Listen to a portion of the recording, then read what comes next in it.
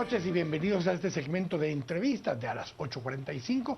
Soy Quique Godoy, día jueves, y durante todo el mes de mayo, como ya les habíamos dicho, me acompaña ahora Carmen Ortiz. Bienvenida, Carmen, ¿cómo estás? Bien, Quique, muchas gracias. ¿Y tú? Días interesantes, ¿verdad, Carmen? Muy vibrantes. Históricos.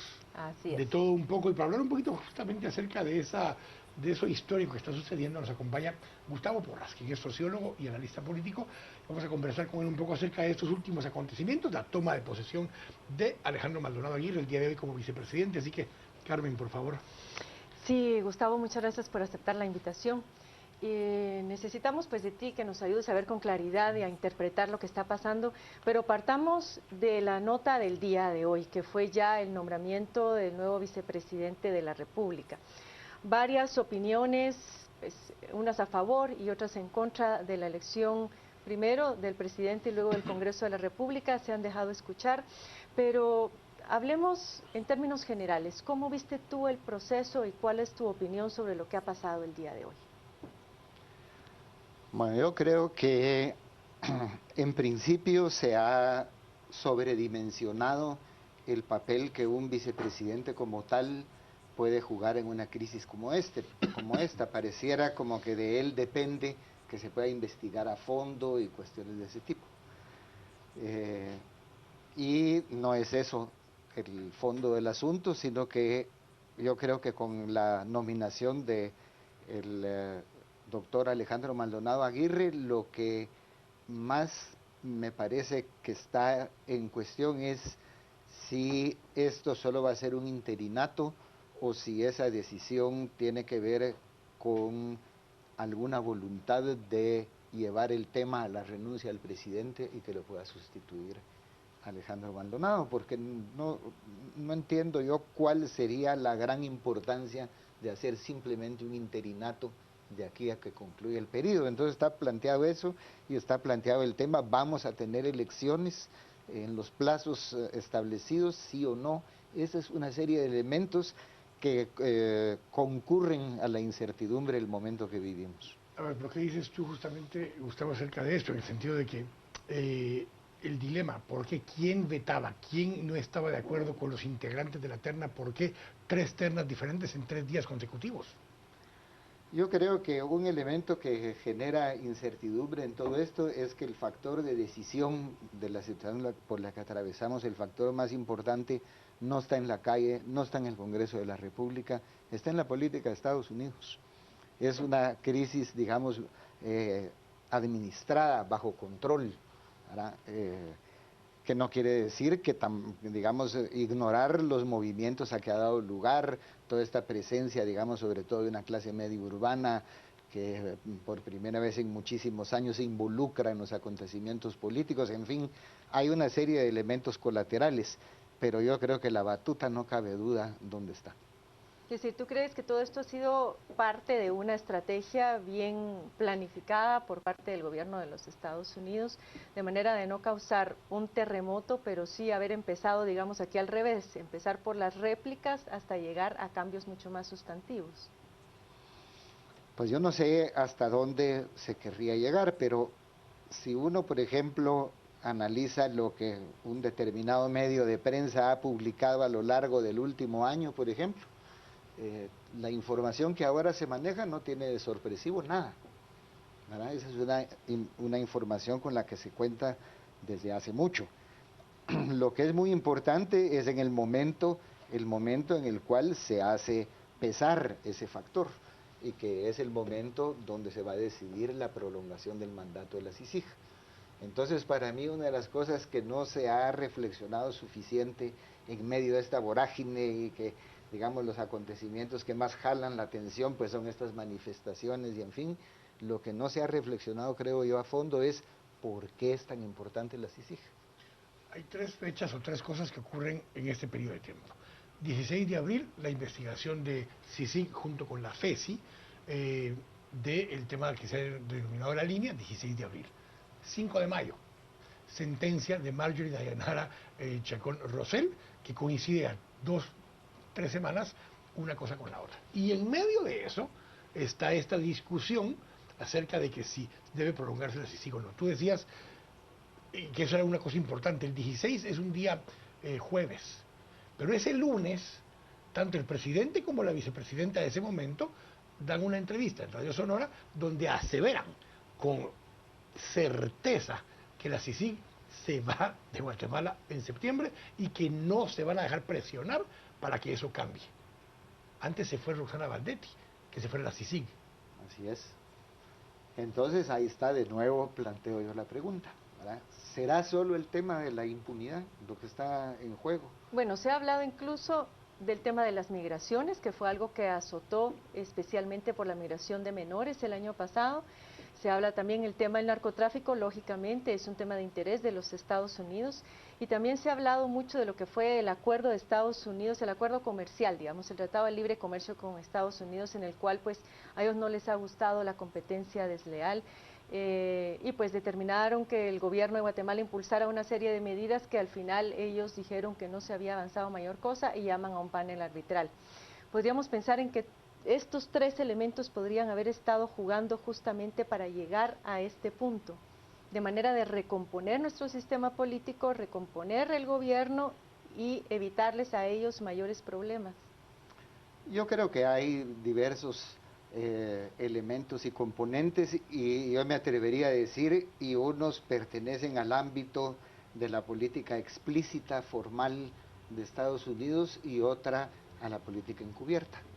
Hablemos claro, ¿verdad? Yo pienso que desde hace ya bastante tiempo está como pendiente ahí el tema de si somos o no un Estado fallido, si tenemos realmente la capacidad de autogobernarnos, si no la crisis en la que estamos envueltos puede ser un peligro para la estabilidad regional, es decir, una serie de elementos que, lo he mencionado varias veces, a mí me hacen recordar una profecía del general Gramajo. Yo le hice una entrevista en el 95, época de Ramiro de León. Él me decía, 5 años más de este desorden, que era un juego de niños comparado a lo que hay ahora, y aquí va a haber un gobierno internacional. No porque pongan a un gringo de presidente, ponen a cualquiera de estos, pero dése cuenta usted que cada vez más las decisiones importantes de Guatemala se toman afuera. Entonces yo le veo a la CICIG un poco el carácter de una cabeza de playa, no necesariamente tendrá que evolucionar hacia lo que digo, pero a mí sí me llama mucho la atención, digamos, que sea tan, digamos, que lleve a una situación como esta el tema de la CICIG. Esta dinámica que estamos viendo, Gustavo, como tú dices en un momento, no es de ahora, viene una serie de cosas que han venido creciendo, pero sí nos lleva a que los niveles o los grados de impunidad, por un lado, llevan el descontento de la población, que es la que se levanta y sale finalmente después de muchos años como clase media urbana a protestar. Pero esa es una parte. La otra es lo que tú explicabas, otras articulaciones que se están dando que llevan a empujar y que coincidan ese tipo de situaciones. ¿Cuál es el rol de distancia, ya que mencionaste al general Gramajo, del ejército en una situación como estas? Eso sí que yo no sabría decir, porque digamos, a lo largo de varios años, participando yo en actividades, por ejemplo, el Centro de la Defensa, incluso en una actividad que me invitaron a la Escuela de Inteligencia y otras, y conversando con los oficiales, lo que yo he percibido es una tendencia en el ejército a no involucrarse en temas de la política, en temas para un poco, digamos, escarmentados con lo ocurrido por el enfrentamiento armado, ¿verdad? En lo cual ellos primero, digamos, yo lo oí repetidas veces, interpretan la reducción drástica que el presidente Brechet decretó del ejército como el mal pago de un sector social al que ellos le sacaron las castañas del fuego. Y luego con el tema del genocidio se dan cuenta perfectamente de que están en una situación de fragilidad en la cual incluso lo que yo he visto en determinadas circunstancias es al ejército inhibirse de participar. Ahora eso también puede cambiar, depende de dónde venga, ¿verdad?, la decisión. Ahora que está el ambiente tan convulso y hay tanta confusión, la gente tiene necesidad de, como decía en un principio, de ver con claridad, de comprender lo que está pasando. Tú eres un sociólogo, conoces muy bien el país, sabes mucho de historia nacional. ¿Cuál es tu lectura de lo que está pasando actualmente y cómo podemos hacer los ciudadanos en este momento para encontrar la ruta adecuada que nos permita impulsar esos cambios que en este momento se están demandando? Bueno, yo creo que lo primero es que los movimientos que se han dado expresan el hartazgo acumulado ya de bastantes años, no es de ahora, el hartazgo con un sistema político que, para decirlo en los términos de un trabajo que hicimos hace ya como 10 años, la gente, digamos, al comprobar que una y otra vez la oferta electoral no responde a sus expectativas, ¿verdad?, decía: nosotros votamos pero no elegimos, ¿verdad?, a lo cual se suma los escándalos de corrupción de esto, del otro. Entonces hay una dinámica que por sí misma lleva a este movimiento de protesta, que yo creo que todos saludamos como una decisión, digamos, de involucrarse en los temas nacionales. Pero hablábamos con Quique antes del programa, justamente en los momentos cuando el corazón está más caliente, hay que tener la cabeza más fría, ¿verdad?, y darse cuenta que esto es un componente, pero que no, digamos, comparándolo con otras situaciones. Alguien hablaba de que podía ser una revolución de octubre. La revolución de octubre, las jornadas de mayo y de junio para derrocar a Ubico, efectivamente tuvieron un alto grado de espontaneidad, no tanta como ahora. Digamos, quiera que no estaban los escuilachis en la Facultad de Derecho, en fin, en la universidad, digamos, había un aglutinamiento y tal, ¿verdad? Pero, digamos, muchas de las manifestaciones, la gente decía, corriendo con la policía de Ubico detrás: mañana otra vez a las 6, mañana otra vez a las 6, ese era el elemento. Pero la Revolución de Octubre en su transcurso se articuló con un factor de fuerza, que fue el poder militar, que fue la sublevación militar. ¿Cuál Yo podría creo ser que ese eso es factor el de elemento, fuerza ahora? eso Que eso es es lo que todo el mundo está buscando, es decir, eso pareciera es el que no hay elemento. todavía. Un sector económico que tiene menos poder que lo que tenía en su momento, un sector, Sí. un sector militar que está alejado en los cuarteles, no participando activamente en política, sino que alejado de esa estructura, una sociedad civil desarticulada, más que desorganizada. Entonces, carencia de liderazgos. ¿cómo se encausa toda esta energía, todo este dinamismo, todo esto que va a suceder el día sábado, para que se encauce en una dirección que nos lleve a reformas de fondo, que a la población le satisfaga eso que tú estabas planteando? Es un problema muy complejo y uno no está para dar recetas ni cosas por el estilo, pero yo creo que para que un movimiento perdure, tiene necesariamente que adquirir un determinado grado de organicidad. ¿Cuál? No me meto yo a decir, es un fenómeno nuevo, es básicamente una cuestión de los jóvenes, etcétera, pero una organicidad, y tiene que seguir un curso progresivo de realizaciones que vayan alimentando de metas cumplidas. Por el momento, como las cosas están, todos los factores de poder son ajenos a ese movimiento, ¿verdad? Ahora, el llamado original de renuncia ya. Se da una primera marcha, se da una segunda marcha y el mensaje era el mismo: renuncia ya. Se llega a esta y ya renunció Roxana Baldetti. Pero había un llamado siempre detrás, que era renuncia ya a Otto Pérez Molina, aunque no estaba vinculado a estas acciones. ¿Cuánta fuerza gana o pierde con la renuncia de Roxana Baldetti y el movimiento? Difícil de establecer también, pero digamos, la información que yo tengo es que efectivamente en poco tiempo el movimiento ha pasado de una mera fase reactiva, digamos, frente al hecho concreto y a la corrupción, etcétera, a un diálogo que se produce espontáneamente en la calle y que va mucho más al fondo, y en las redes sociales, y que va mucho más al fondo y cuestiona, digamos, el sistema politiquero en general, para llamarlo de alguna forma. El punto es, digamos, cuáles son las herramientas para ir, digamos, propiciando, porque de que es indispensable una reforma política, lo es, pero, por ejemplo, hay quienes surgen diciendo: hay que demandar una reforma a la ley electoral y de partidos políticos. Pero eso no es el problema. El problema es que si las cosas siguen como van a resolver sobre esa eventual reforma los mismos. Entonces, no, volviendo otra vez a lo de la Revolución de Octubre, ¿verdad? La Revolución de Octubre, ¿qué es a lo primero que da lugar? A una constitución, a una Ahora, en constitución este que rompe caso, con todos los paradigmas del pasado, no solo en su contenido, sino en la forma como se integra. lo que sucede ahora es que estamos, justamente nos dio la crisis en esta efervescencia electoral, con lo cual a la inconformidad que existe por la corrupción y por la impunidad que hay en el país, se suma esta otra insatisfacción con decir no queremos más de lo mismo, no queremos ver las mismas caras, no queremos tener a la misma gente. Y que al parecer ninguno de los candidatos que está en contienda satisface los intereses y los deseos de la ciudadanía.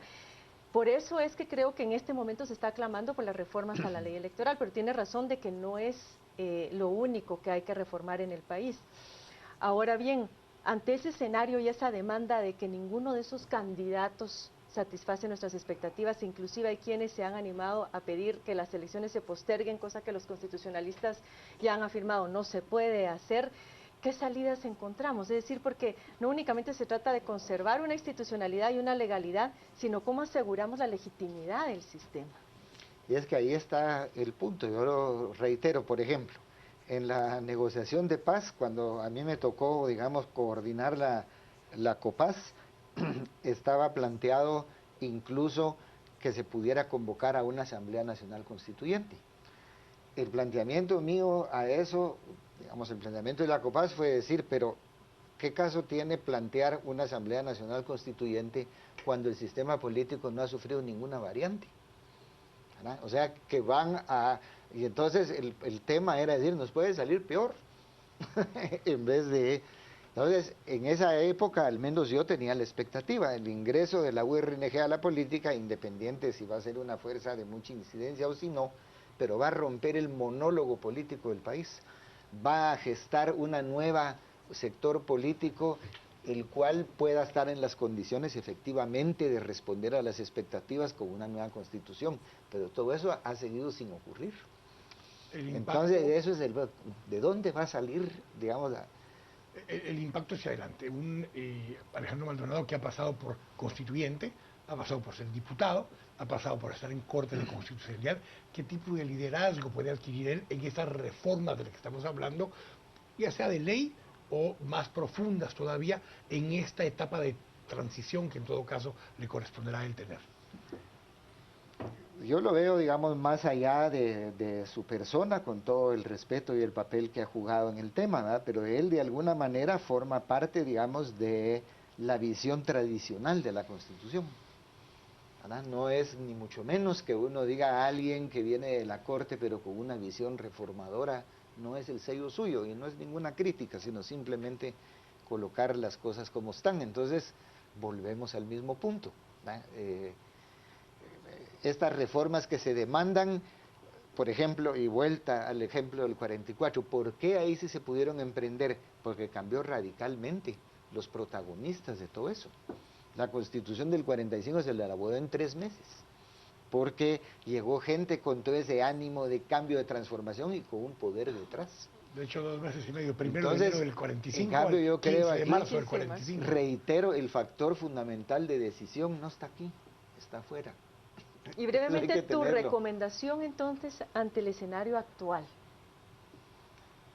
Pues yo creo que es muy difícil eso de recomendar, ¿verdad? Pero yo pienso que en nada favorece casarse uno con ilusiones o dejar de ver con rigor y con objetividad las cosas, porque en la política hay algo que es insoslayable, la política solo se evalúa por sus resultados, las intenciones solo cuentan si se llegan a concretar, ¿verdad? Y los resultados solo se evalúan de conformidad a si corresponden o no al interés general, al bien común. Y las expectativas, que en todo caso Y tienen. las expectativas. Entonces, yo creo que en esos términos de un cambio de fondo para Guatemala de tipo estructural, llamémosle, aunque es un tema muy...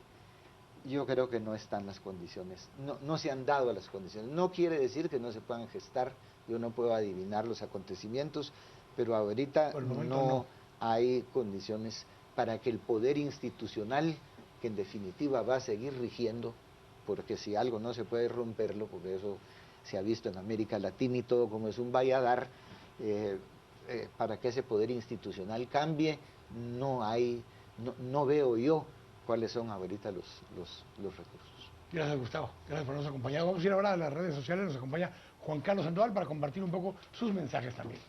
Gracias, Quique. Nos vamos a las redes. Esta noche estaremos discutiendo la temática con Retos Maldonado. Hablamos acerca de los retos que tiene el nuevo vicepresidente de la República, Alejandro Maldonado Aguirre. Lucía nos plantea, no solo preocupa el estado actual del sistema, sino por la situación actual, la transparencia de las elecciones. Henry nos dice, esto no se va a arreglar, venga quien venga, esto se arregla hasta que se limpie todo el sistema corroído. Nos plantea Jorge, lo más importante para el pueblo es que exista una doctrina, un liderazgo puro, un pensamiento claro y disciplina social. Mario Arturo nos plantea, nosotros votamos pero no elegimos, dice Gustavo Porras. En Canal Antigua nosotros manifestamos, pero el poder está en otro lado. Nos dice también Patricia, aquí se llega hasta donde los americanos nos dejan, somos los esclavos de ellos y eso hace que lo que ellos digan se hace desde siempre. Arbenz es un ejemplo, es lo que nos dice. Estamos esta noche con Retos Maldonado como nuestro hashtag, lo estaremos usando hasta las 11 de la noche porque estará como nuestro hashtag de la noche en el espacio a las 10 p.m. junto con Cristian Castillo y Quique Godoy. Vámonos a la pausa. Al regresar, el licenciado Jonathan Mencos hablando acerca de la propuesta de ICEFI de reformar la SAT. Quédense con nosotros, estamos en Noticieros de Canal Antigua.